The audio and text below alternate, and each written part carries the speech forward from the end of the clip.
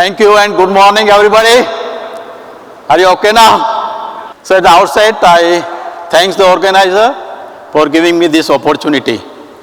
I become little serious in the morning. Dr. Khaled told the professors are half made. So be assured that I'll be using the other half part of my brain. Now this topic is an evergreen topic. When I started my career in pathology some 40 years back, my first seminar was on this topic only. So after retirement, after 3 years, again this topic. And again probably in next coming few years, in the knowledge day, we may have again this topic. The reasons are obvious. Our commercial poultry, because of continuous genetic upgradation and the increase in the production efficiency, they are becoming more and more susceptible. So every year you get new generation which are more and more susceptible to the diseases. At the same time, the pathogens, they are becoming more and more virulent, and they have also known how to survive in the vaccinal immunity host. The host which has got the vaccinal immunity, how to survive, and accordingly they get themselves modified and they still remain posing the problem. So in the entire issue, what has remained static is our vaccine policy. So we have not been able to keep space with the increase in the susceptibility of the host and with increase in the pathogenicity of the pathogen. And that's why this topic will remain as a evergreen topic. The production efficiency, the major factor is the genetics, and which has been supported with the nutrition and the advancement in the management.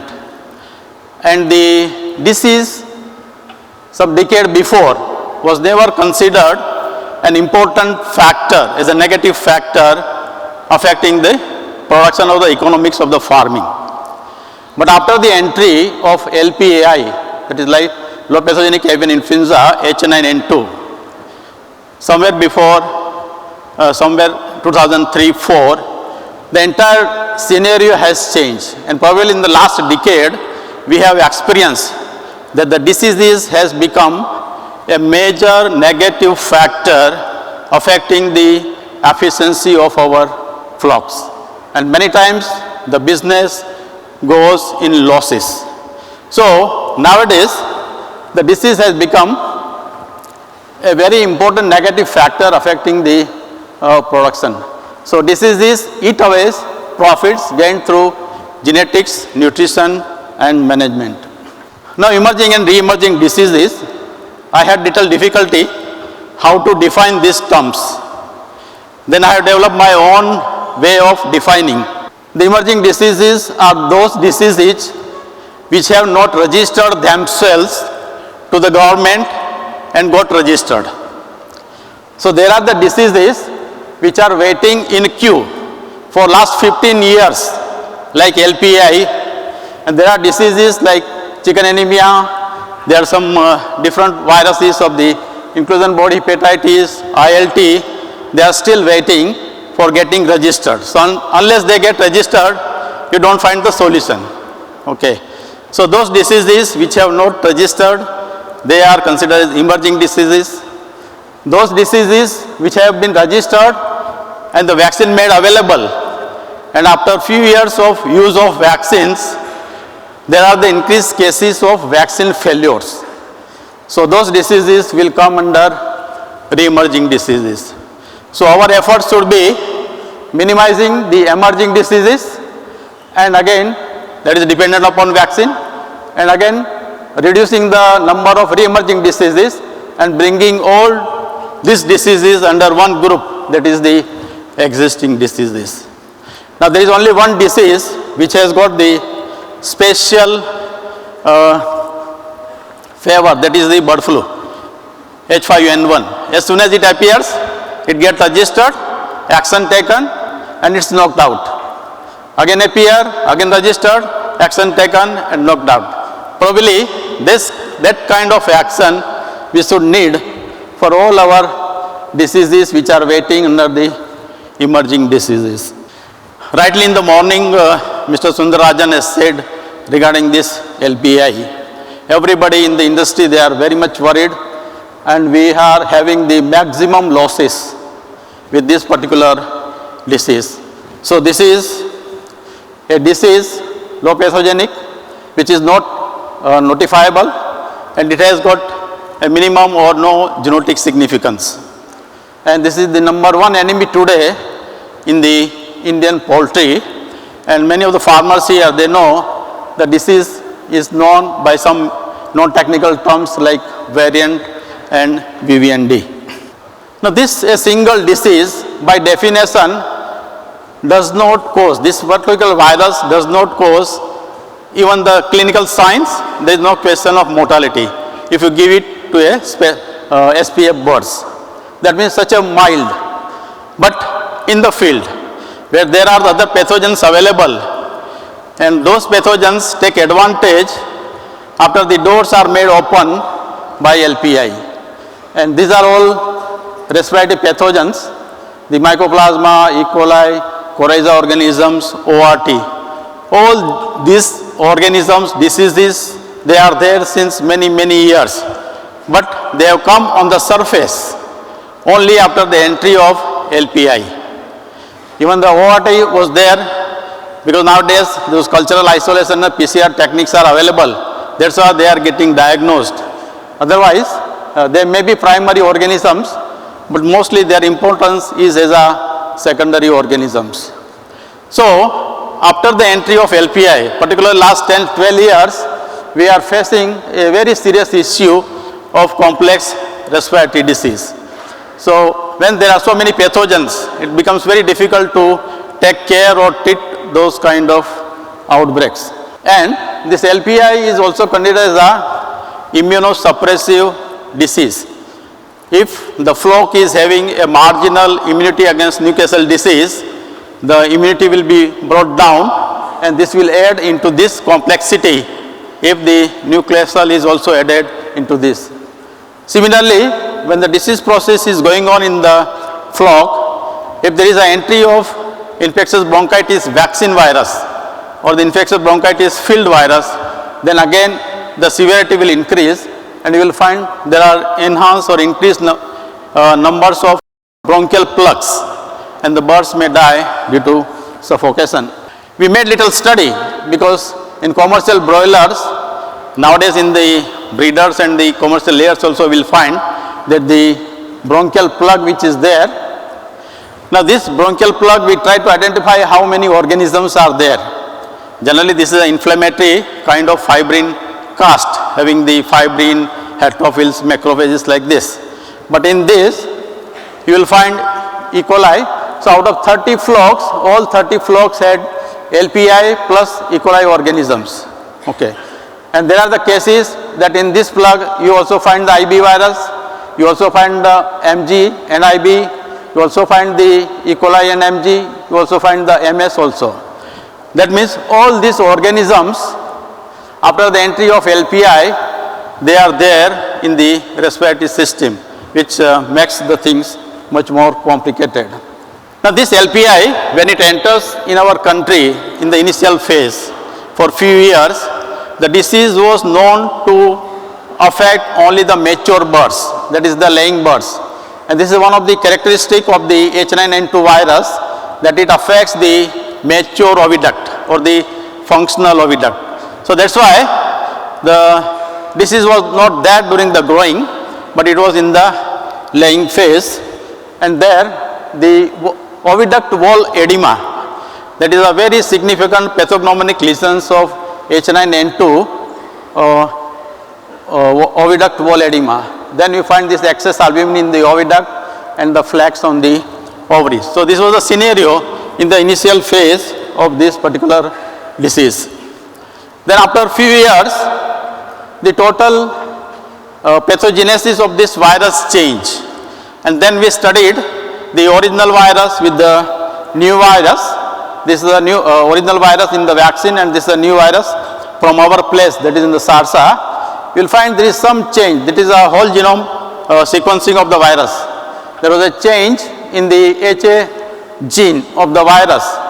This is the original virus, and here you will find some incorporation of the gene from H5N1.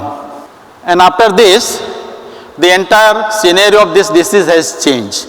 Now it has become a primarily a respiratory viral disease with head swelling and heavy mortality.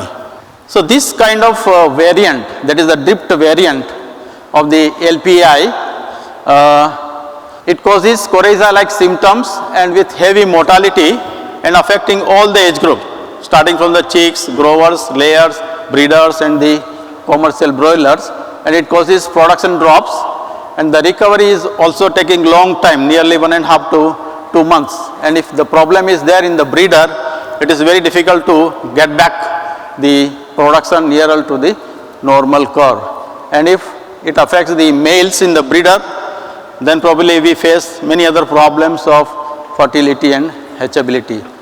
In commercial broilers, everybody has experienced that at the end of second week, the sneezing starts, which remains for 3, 4, 5 days, and then when the secondary organisms make the entry, the mortality will start.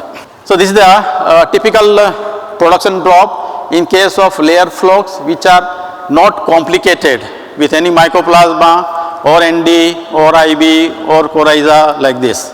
So in such cases, you will find at the point of outbreak, you find the severe drop in egg production.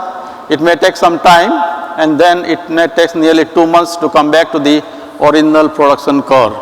And by this time, the farmer loses nearly 70 to 20 hen house eggs, mortality is there, and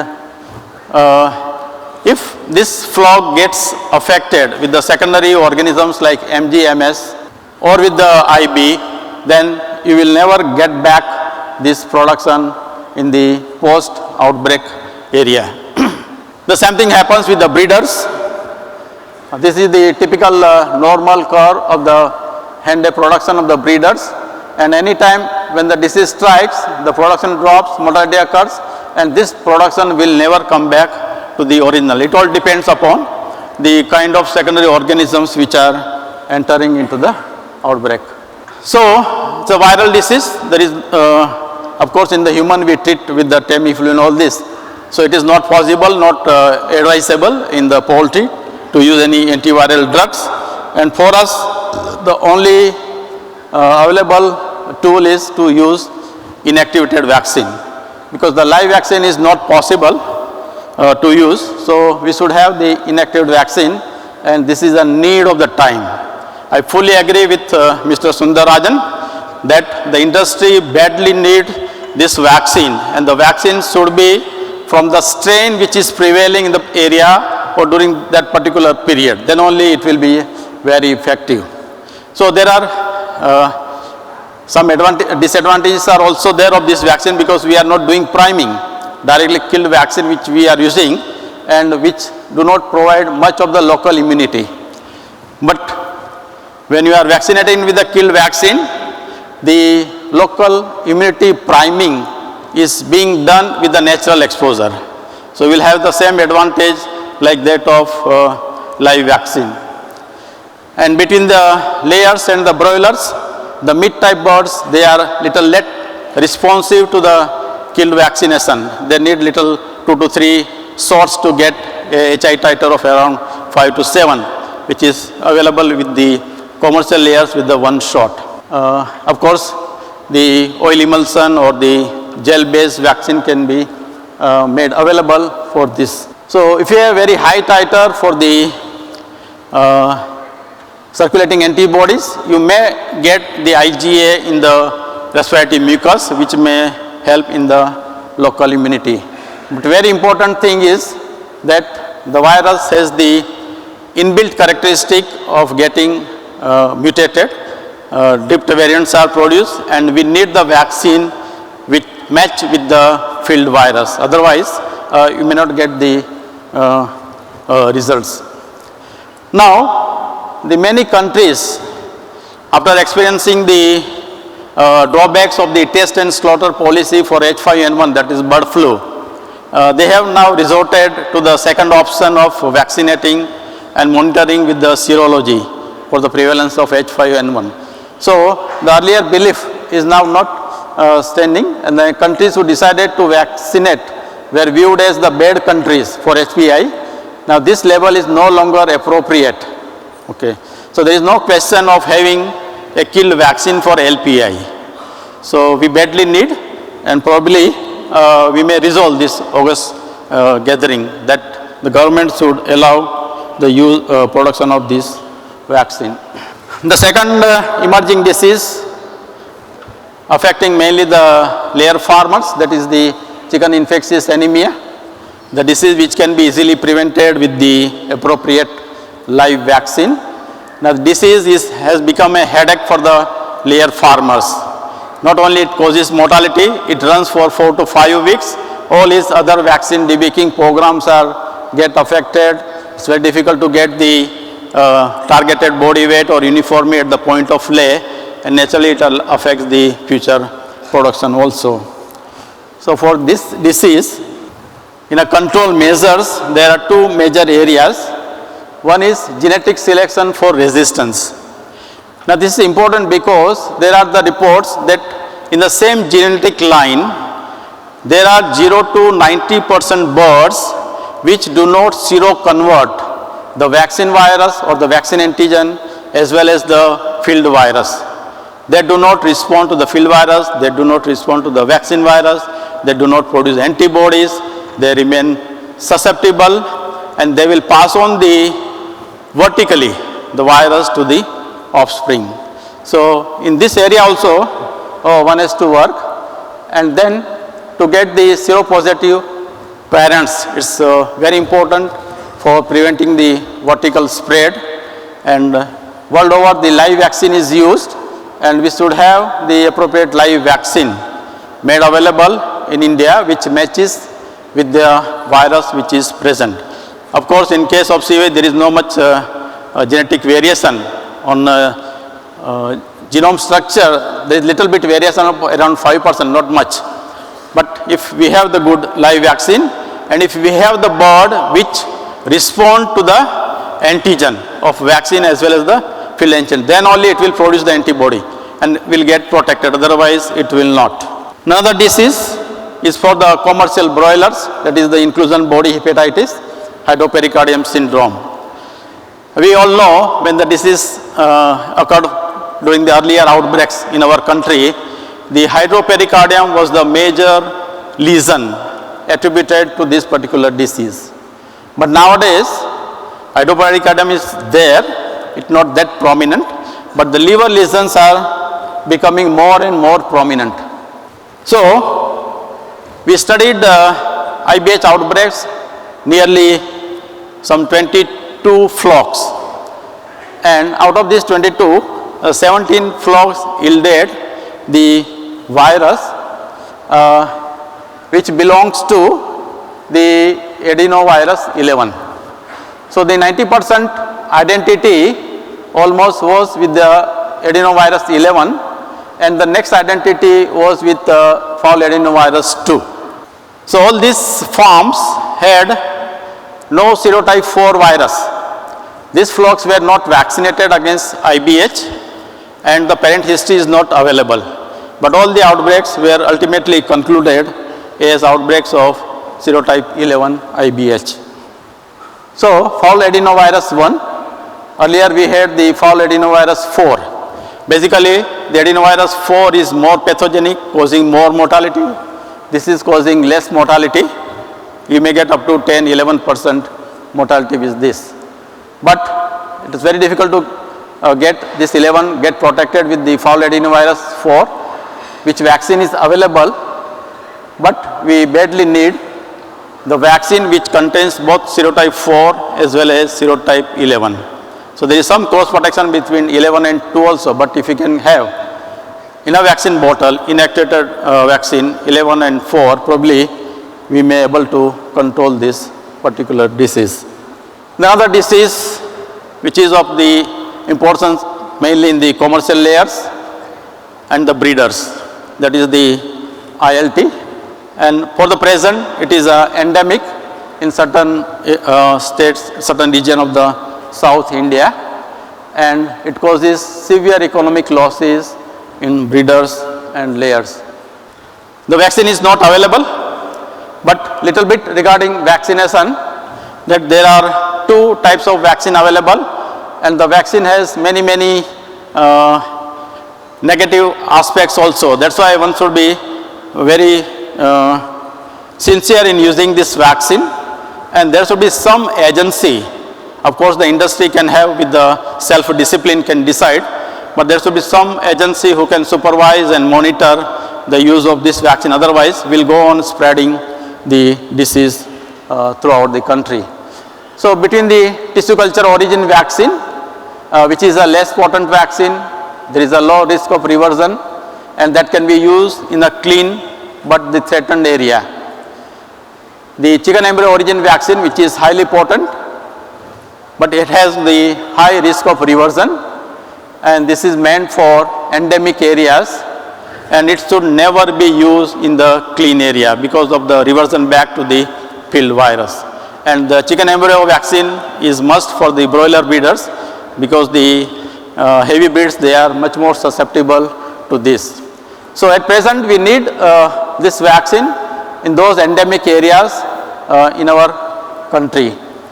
Now, to get rid of these two disadvantages of these two type of vaccine, there is a new generation vaccines which are with the recombinant DNA vaccine, or there are again gene deletion techniques having the gene of this applied to the Lassa virus, so that you can get the local immunity also. So those kind of new generation vaccines are also coming up. Probably in future we may have those vaccines. Now this is the disease wherein the route of vaccination is very important, and it is always preferred that the eye drop method should be adapted comparison to the mass vaccination like drinking water. Now, if we are doing vaccination for certain diseases, everything is okay, vaccine potency, transportation, reconstitution, vaccine schedule, everything is okay. In spite of that, if you start getting the outbreaks, then they are the re-emerging diseases. So the first case is Newcastle disease. There are now increased outbreaks of Newcastle disease in spite of using all those classical vaccines. Now we made some study and tried to identify the genotype prevailing in the field, and we found that the most of the outbreak in our area, they were of genotype 13. So this distance between the vaccine virus, which is genotype 2, and this field virus genotype 13 makes the vaccine little failure. This is another study wherein the kill vaccine was prepared from the North Indian virus, our West Indian virus, and then the kill vaccine was prepared with the and tested against the standard Lassa kill vaccine. And the standard Lassa kill vaccine failed to protect against those two variable genotype virus. Now under laboratory conditions, if you use this classical vaccine of Ranikhet, they are still protective to the level of 85%. That means if you can improve the method of vaccination for Ranikhet with the available vaccine, probably we may reduce the risk of this vaccination failure. So there is again need of the new genotype vaccine, at least in a killed vaccine bottle. If you can have this, whether it is a genotype 7 or 13, along with the old Lassa or lentogenic type of kill vaccine, we may get better protection. The infectious infectious bronchitis, the virus is known for the mutation and affecting the different tissue tropism. And there are few cases we have identified with the IBQX infection, the visceral gout, and this is the respiratory and the reproductive disease. From the gout cases, when we did isolation, it was the 4/9 one which were very frequently isolated. So we have the option of having the cross protection for the various tissue tropism with the available these strains, and there is a badly need of one more strain to be included in this group, so that we can cover the nephropathic issues also. Murex disease, again the failure cases are many, and everybody starts suspecting of having the increase in the virulence of the field virus, but that is not true. The current available vaccine of serotype 3 and 2, they are enough to take care of the prevailing viruses. And whatever failures are there, they are mainly associated with the cold chain or the faulty handling and the reconstitution or the early exposure. There is one disease which is known as peripheral neuropathy, which mimic the classical MD.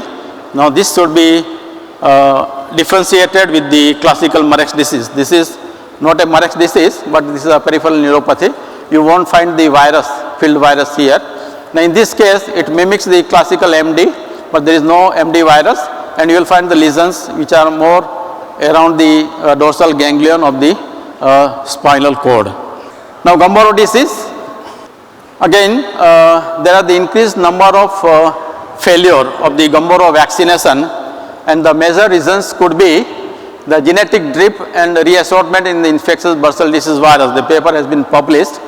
What is happening, that the virus is getting segment A from the virulent virus and the segment B from the intermediate plus vaccine virus, and the assorted virus which is produced doesn't get affected with the maternal antibody or not with the vaccines which we do, and that's why there are the outbreaks.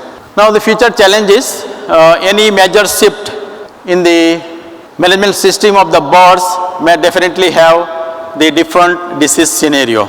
Being a part of the human food chain, it is our responsibility that we should provide the wholesome food to the human being. Now in this we have to look to the microbial part, that is the Salmonella, Campylobacter, which causing the food poisoning in the human being, and the resistant microbes which are directly entering into the human system. Similarly, the antibiotic residue, which is now a global talk, how to reduce this. Now, we Indians are blessed with the traditional method of cooking. So the boiling with the spices, having so much of the essential oils, no microbial organism will survive, including those resistant microbes. Another important aspect is all antibiotics, they are temperature sensitive. Of course, there may be some variation. They are temperature sensitive, and at the boiling temperature either they are denatured or their activity is drastically reduced. So this is one plus point of our cooking method, that we can get rid or we can have the food which is safe even if there is some contamination.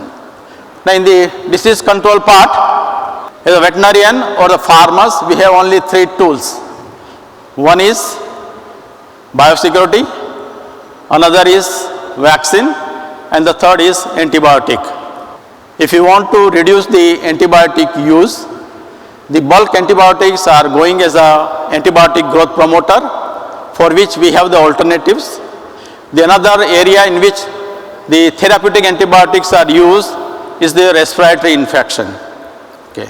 So if you want to reduce the therapeutic antibiotics, we have to control the respiratory infections, and to control the respiratory infections, we need appropriate vaccines for LPI, for IB, for MG, MS of course we have now, then for the ORT. So in future, if you want to practice biosecurity in a certain area, because our growth is a cluster growth, if you want to practice, you won't be able to practice because you can't block the air. So there are the limitations also. So only tool which is now available is the vaccine. So if you have the good vaccine, we can minimize the use of antibiotics. Vaccinating the flock and forgetting is a mentality will not work now. So when you vaccinate, you should be very conscious what you are vaccinating. You should ask 100 questions to yourself whether the antigen in the vaccine is appropriate, which is matching with the field or not, or whether you are really getting protection to the field infection with this particular vaccine. So one has to be very careful because changing pathogens, they are the major challenges in disease management. So blindly vaccinating will ultimately result into the diseases which are winning. If you are very cautious, sincere regarding the vaccine antigen, then naturally you will be the winner. So the ultimate message which I want to convey, that in future, if you want the disease should be under control, your antibiotics are not available, they are not working, so many issues are there. Biosecurity is sometimes very difficult to practice, and the vaccine is the only tool which can help against these diseases. So the take-home message, it is rather a kind of recommendations which this August gathering can pass with the government of India, that industry of its own will not be able to resolve the issue of emerging and re-emerging diseases. This is what we are facing today. We work in a very close environment. We decide ourselves what to do, what to be used, how to be used, from where to get those vaccines, and then ultimately we fail. So the active involvement of the regulatory authority is must. Otherwise we will not succeed in the entire issue of emerging and re-emerging disease. There should be a national-wide surveillance mechanism to identify new and variant pathogen, and accordingly the vaccine is made available.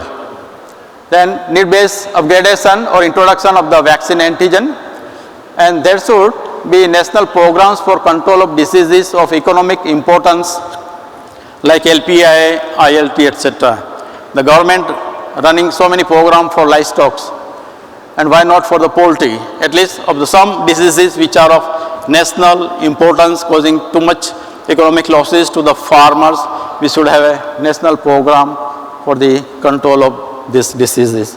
So with this, I thank for the session hearing, and I thank the technical committee of the Knowledge Day, particularly Dr. R.K. Pathak, Dr. Limie, for their suggestions and the guidance. Thank you.